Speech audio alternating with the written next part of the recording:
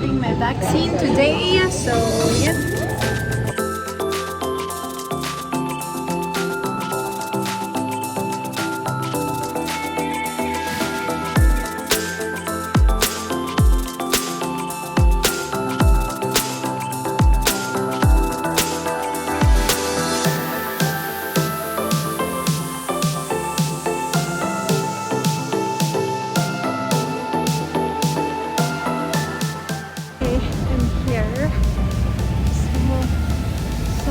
Haba ng line. What the hell?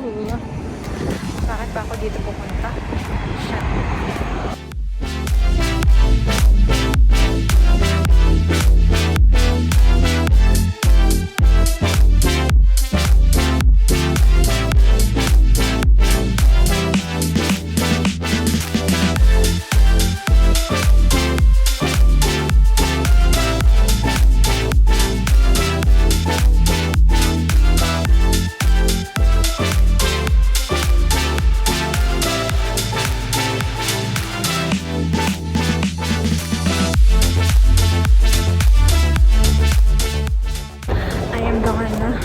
Vaccinated.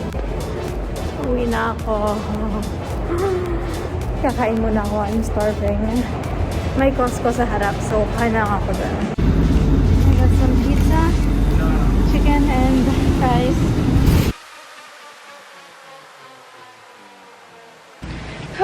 Tapos I'm home. Tapos na akong mag-vaccine. Tagal ko makauwi. Grabe. Mga 40 minutes.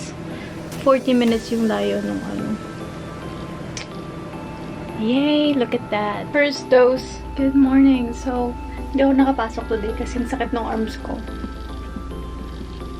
Dahil medyo mas may pakiramdam ko. Ang hirap. Hindi ko magalaw yung arms ko hanggang dyan lang. So, I search kung ano yung gagawin kapag gano'n. Sabi nila, you have to put ice daw dun sa area. Kasi yung muscle mo is medyo sore siya. At the same time, matigas siya. So, what you can do daw is to exercise your arms. I-move mo siya. Get some rest.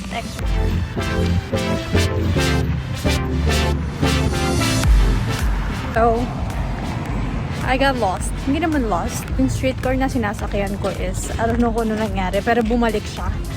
So, bumaba na lang ako sa next stop. I wasn't paying attention, that's why hindi ko napansin na bumalik pala yung streetcar. So, now, bumaba ako dito sa tapat ng park. I've always wanted to come here, but I don't know, I just don't go. And maybe this is the time for it. Daming tao eh.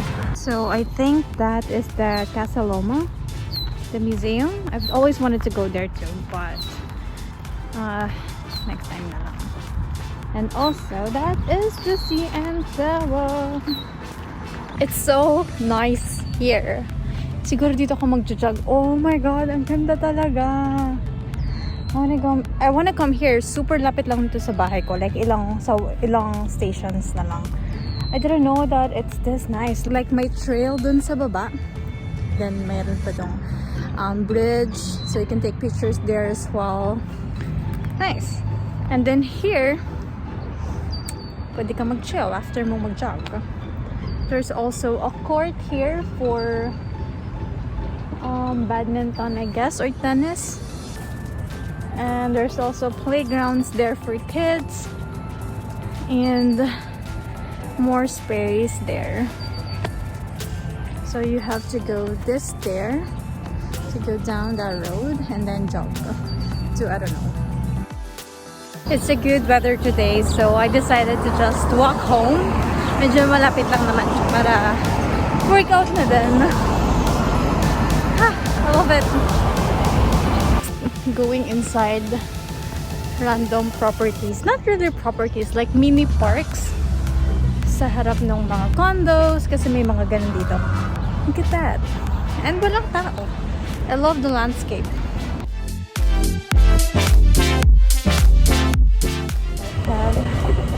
To get my walk card today, and I'm going there. It's just one station away. So clean here. Wow, goodness. Okay, I'm here.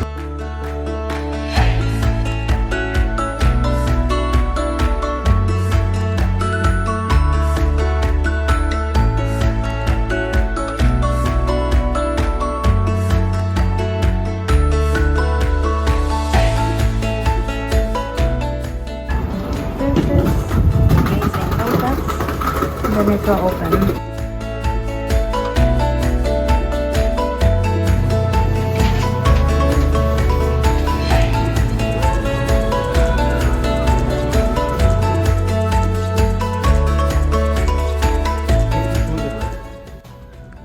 So we have to scan this first so that they can screen if we have symptoms or whatever before we go inside.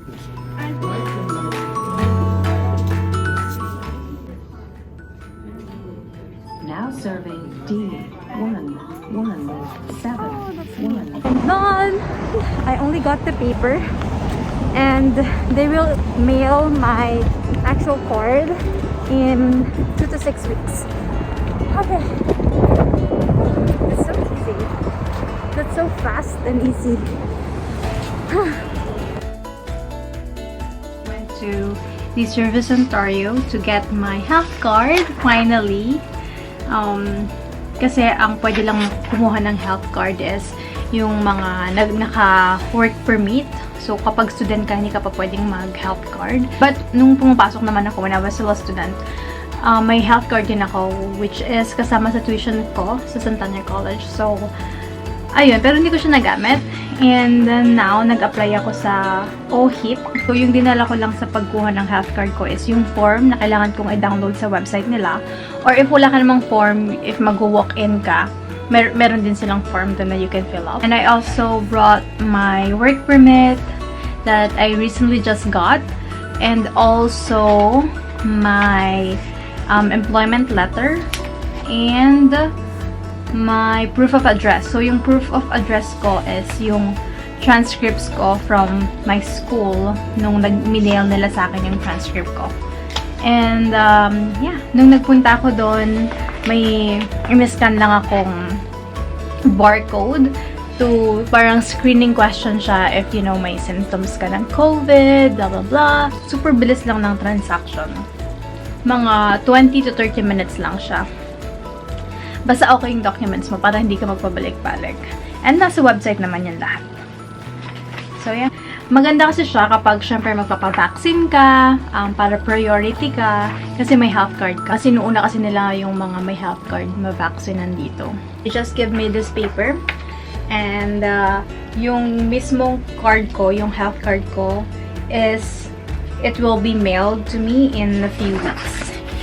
So, yeah. But in the meantime, pwede ko na siyang gamitin. Pwede na akong mag-book ng vaccine through this.